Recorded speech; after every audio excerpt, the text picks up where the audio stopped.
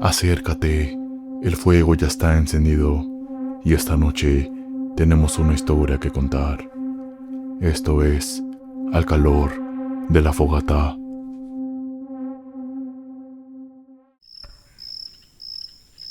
Me llamo Alex, subo videos a YouTube, pero siendo honesto, mi canal se está hundiendo.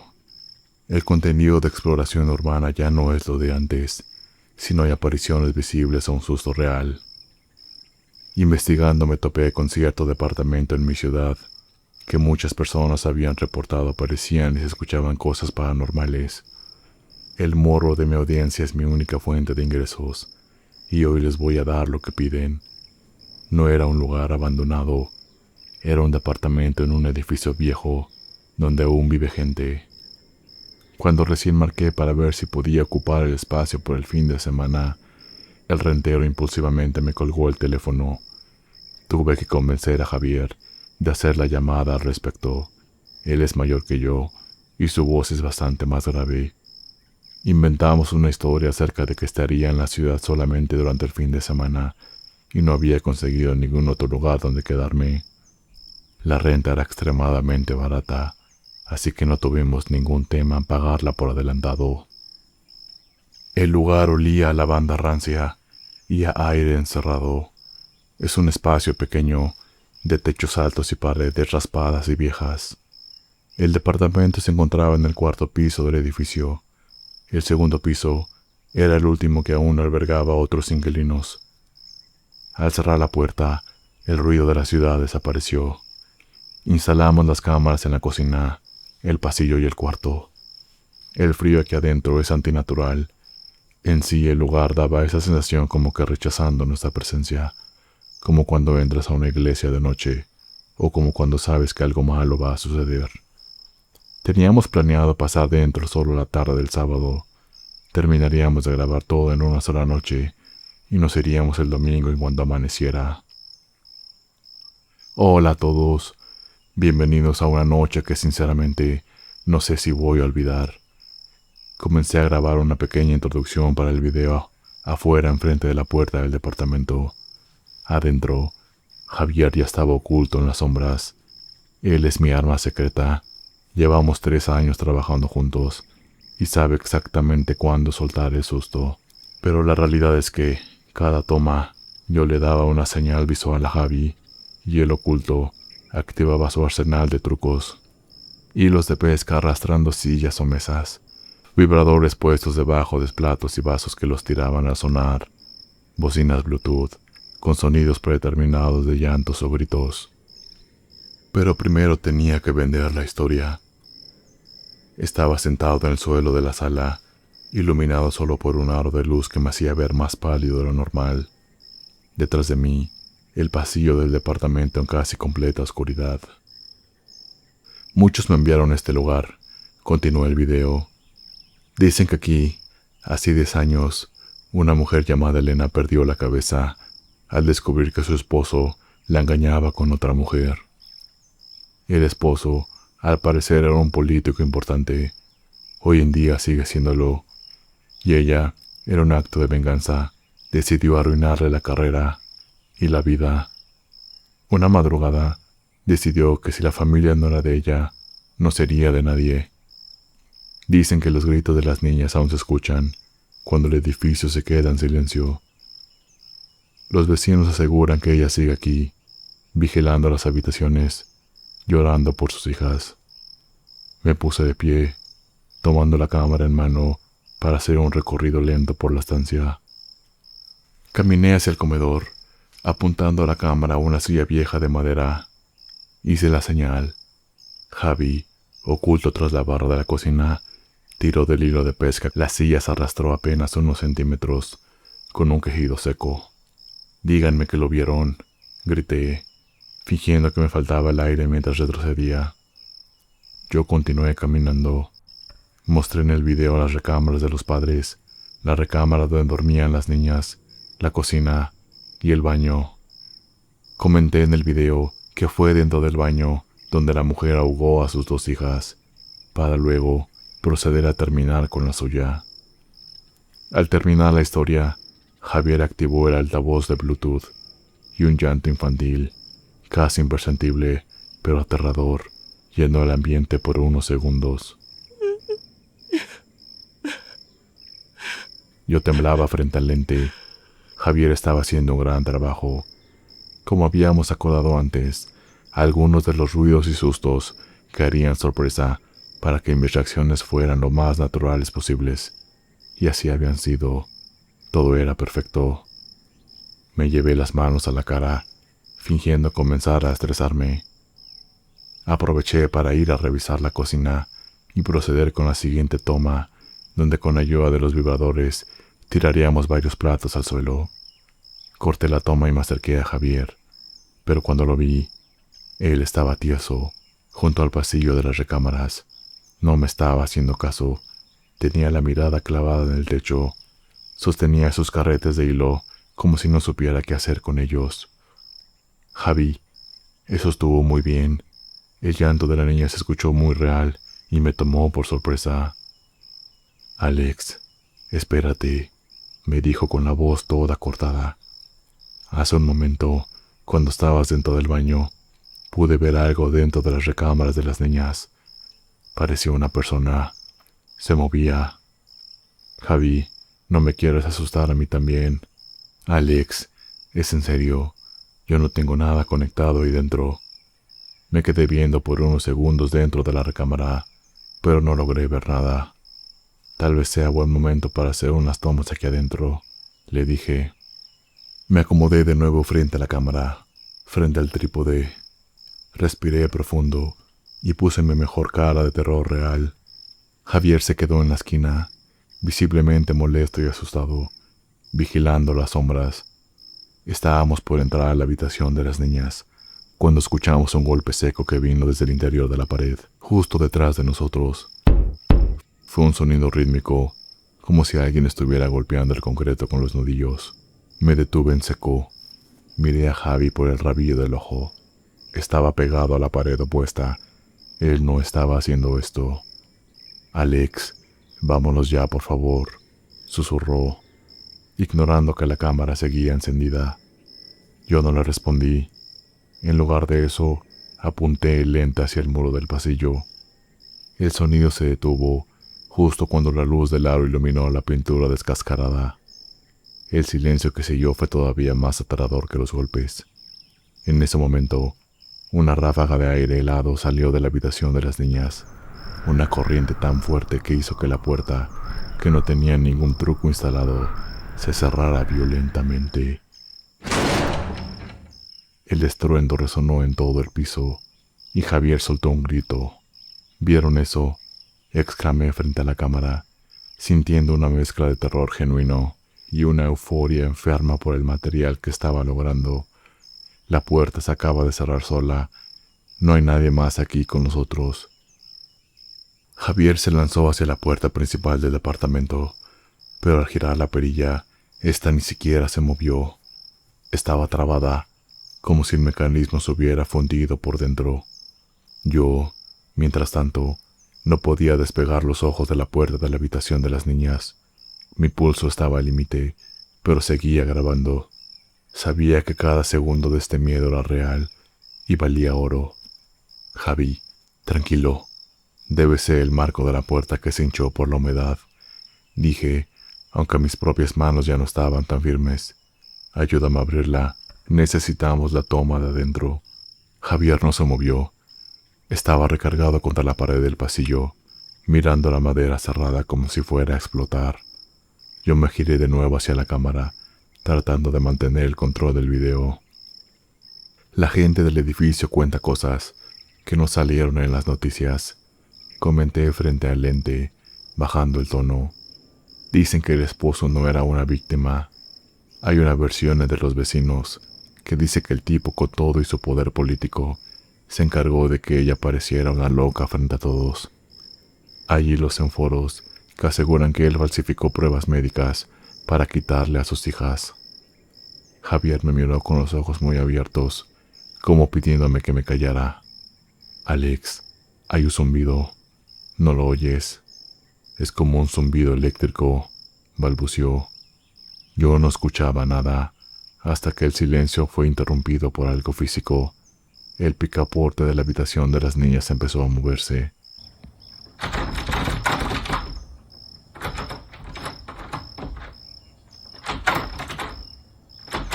No era un giro suave. Alguien desde adentro lo estaba sacudiendo con una fuerza violenta, como si intentara derribar la puerta a sacudidas. Javier retrocedió hasta tropezar con el trípode de la cámara que habíamos colocado en la mera entrada, tirándolo al suelo. De repente, el ruido del picaporte fue reemplazado por un retumbar grave, un sonido profundo que venía desde los cimientos y que me hacía vibrar los dientes.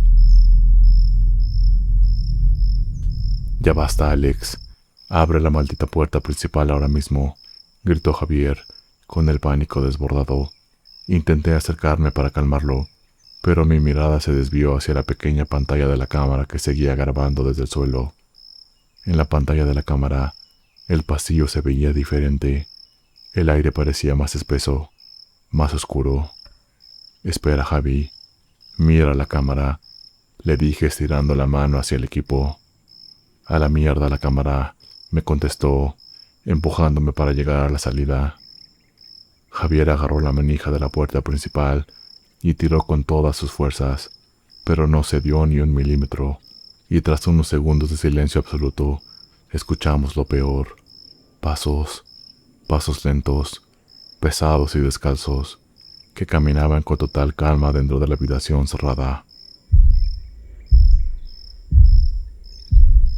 De la nada, un cuadro pesado que estaba colgando en el pasillo salió disparado con una fuerza imposible. El marco de madera y vidrio golpeó a Javier directamente en la nuca. Cayó seco, como un saco, quedando inconsciente al instante sobre el suelo crujiente. «Javier», grité, soltando la cámara para correr hacia él. Pero antes de que pudiera tocarlo, sentí un golpe frío y seco en mi propia cabeza, como si el mismo techo se me hubiera venido encima. Mi visión se llenó de estática y mis piernas cedieron. No fue una oscuridad total. Mientras estaba ahí tirado, empecé a ver ráfagas de imágenes que no eran mías. Escuché el sonido del agua desbordándose de una tina y el llanto de unas niñas que se cortaba de golpe. Luego, una voz grave y autoritaria, cargada de odio, retumbó en mi mente. «Nadie te va a creer, maldita. Mañana serás solo una loca que perdió el juicio. Tengo a los jueces, tengo a la prensa y tengo a mis hijas. Tú no eres nadie». Vi la sombra de un hombre elegante ajustándose la corbata frente a un espejo, mientras una mujer gritaba en el suelo. El tipo no solo la destruyó, la borró del mapa. Desperté con un sabor metálico en la boca y un dolor punzante en la nuca. Estaba mojado de la cara, como si me hubieran echado agua encima. El departamento estaba en un silencio absoluto, pero era ese tipo de silencio que te presiona los oídos. Lo primero que vi fue la luz roja de la cámara, que seguía tirada en el suelo, parpadeando.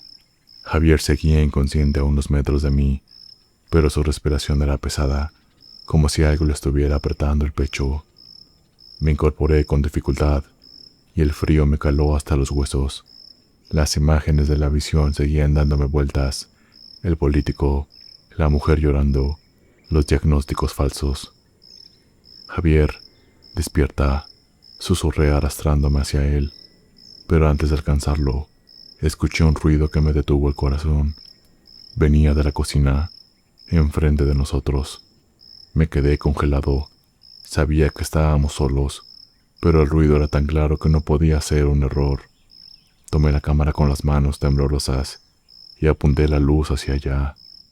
En el suelo de la cocina, esparcidos por todos lados, había cientos de hojas blancas que no estaban ahí cuando llegamos. Eran copias de actas médicas, recetas de psiquiatría y recortes de periódicos con la cara del político. Y en medio de todo ese caos, sentada de espaldas a nosotros, había una mujer. No era una aparición borrosa. Se veía tan sólida que el miedo me impidió incluso respirar. Estaba sollozando. A pesar de estar de espaldas, Podía ver que se cubría el rostro con sus manos. El corazón me golpeaba las costillas con tanta fuerza que sentía que se me iba a salir. Javier empezó a quejarse, recuperando la conciencia muy lentamente, pero yo no podía dejar de mirar a la mujer sentada en la cocina. Elena, me atreví a susurrar. La mujer dejó de sollozar. El silencio que siguió fue sepulcral. Javier abrió los ojos y al ver la escena se quedó mudo, paralizado del terror. Ella empezó a ponerse de pie con movimientos erráticos, como si sus articulaciones estuvieran rígidas. No se dio la vuelta de inmediato. Él dijo que nadie me creería, dijo una voz que no venía de ella, sino que parecía salir de las mismas paredes. Fue él quien las puso en la tina y me obligó a mirar. Javier se levantó como pudo y me agarró del brazo, tirando de mí hacia la puerta principal. «Vámonos, Alex. Olvida la cámara. Olvida toda esta mierda», me susurró casi suplicando. Pero en ese momento, la mujer se giró. No tenía el rostro deformado como en las películas, solo se veía cansada, con los ojos hundidos y la piel grisácea, de alguien que lleva años sin ver la luz del sol. Lo que daba miedo era su mirada, una mezcla de furia pura y una tristeza que te hacía querer llorar. Era alta, muy alta, casi de 2 metros. De repente me llegó a la mente una brillante idea. La cámara jamás había dejado de grabar. La giré lentamente, cuidando de que no se diera cuenta, y pensé en qué más podía preguntar. Esto haría la diferencia entre tener un gran video y convertirme completamente en un video viral. ¿Por qué la desaparecería después de tantos años juntos y con 2 hijas? «¿Qué estás haciendo, idiota?», dijo Javier desesperado, mientras se ponía de pie lentamente. Lo ignoré. Me fijé en la pantalla de la cámara y la incliné para poder encuadrar una parte del rostro de esa mujer. Pregunté de nuevo al ver que esa cosa no había reaccionado en absoluto a mi primera pregunta. ¿Por qué? Solo por una infidelidad. Hubo un silencio y por fin me respondió. No solo me engañó. Personas como él merecen pudrirse en la cárcel. Si yo pedía el divorcio y les contaba a esos jueces lo que ese degenerado había hecho y con qué tipo de mujeres lo hacía, sería su fin. Él solo se adelantó, respondió la mujer sin apartar la mirada. Javier, sin voltear a ver, por fin logró abrir la puerta principal. «Corre, Alex», gritó desde el pasillo del edificio. Salí disparado, tropezando con mis propios pies. Bajamos los 4 pisos saltando escalones, escuchando cómo los gritos de una mujer sonaban por todo el cubo de la escalera. No paramos hasta llegar a la calle, donde el aire de la ciudad nos golpeó a la cara como un balde de agua fría. Subimos al coche y Javier arrancó sin mirar atrás. Al llegar a mi casa, el silencio de mi propio cuarto me parecía ensordecedor. Javier se había ido a su departamento sin decir una sola palabra. Estaba molesto. Habíamos perdido 2 de las cámaras, pero afortunadamente había tomado la tercera, con la que había grabado todo. Tenía las manos tan entumecidas que me costó conectar el cable de la cámara a la computadora. Mi mente no dejaba de repetir la imagen de Elena. Abrí la carpeta de archivos y ahí estaban los videos. Comencé a editar. Tenía una visión casi de documental. Iba a ser un video enorme, pero antes de que terminara de editar, mi celular vibró. Era un mensaje de un número privado. Era un video acompañado de un texto. Abrí el video y éramos nosotros, Javier y yo. Nos habían grabado al parecer al entrar y salir del departamento. «Tienes 10 minutos para borrar todo y formatear tus tarjetas», decía el texto. «No eres el primer explorador que intenta ser un héroe. Si ese video toca la red, tu canal será lo último que pierdas. Sé inteligente y no hagas una estupidez, que mañana mismo sales también en los periódicos». Miré la pantalla de mi computadora y luego la oscuridad de mi ventana. Moví el cursor hacia el botón de eliminar y lo pensé mejor. Guardé la tarjeta de memoria en el cajón de mi escritorio y cerré la computadora. Hace un tiempo que considero en subir o no esos videos. Han pasado semanas y muchas veces he estado a un solo clic de hacerlo. Solo que a veces pienso, y el verdadero terror no son los muertos que arrastran sillas, sino los vivos que mueven los hilos del mundo. Tal vez algún día lo haga. Tal vez algún día le haga justicia a Elena. Si llegaste hasta aquí, gracias por quedarte dentro del círculo. El fuego se está apagando, pero hay historias que no terminan aquí. Si nos quieres contar algo, o si solo te quieres sentar a escuchar, este es tu lugar. Recuerda que esta fogata es de todos. Hasta la próxima.